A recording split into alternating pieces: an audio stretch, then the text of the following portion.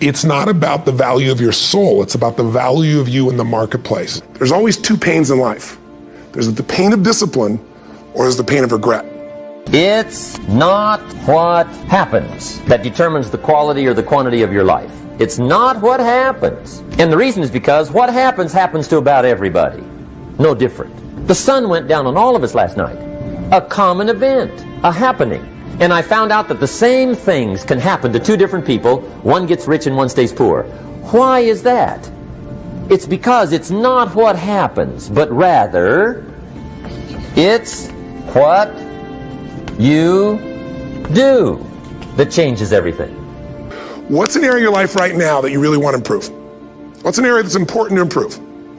If your body's great, how about your career? If career's great, how about your relationships? Intimate one especially, or your kids, or your relationship with your creator, your spiritual side of your life, or is it your finances? Figure an area that really matters. Decide on that area. I say to people, you got to participate in your own rescue. You've got to retool yourself. Lasting change is different than a goal. You don't always get your goals, but you always get your standards. Everybody in life gets their musts. They don't get their shoulds.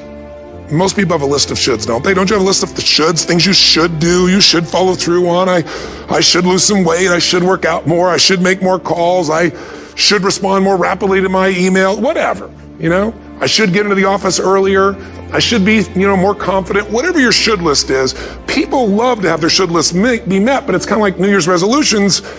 If it does, it's really exciting, but if it doesn't, which is most of the time, it's a little disappointing, but you kind of know it's not going to happen. But when you decide something is a must for you, an absolute must, when you cut off any possible, you just say, I'm going to find the way, or I'm going to make the way. Human beings, when they resolve things, when they make a real resolution inside themselves, which is they raise the standard and they make it a must, they find the way. Everything in life is always changing. We don't have to work on change. Change is automatic, but progress is not. So if you want to make real progress, then you really got to look at your life in a different way. You got to say, I got to take control of this process and not just hope it's going to work out like people do who make a resolution.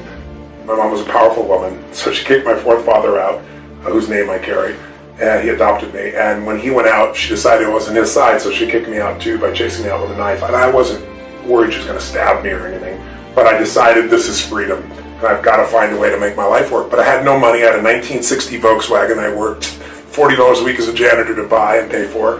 And so I had no car, I had no money, I had no anything. I went and slept in a person's laundry room, and then I decided I've got to figure out what to do, and I needed to feed my mind because I was so depressed, I was so overwhelmed. I'm missing my brother and sister and feeling just completely out of sorts. So I got on a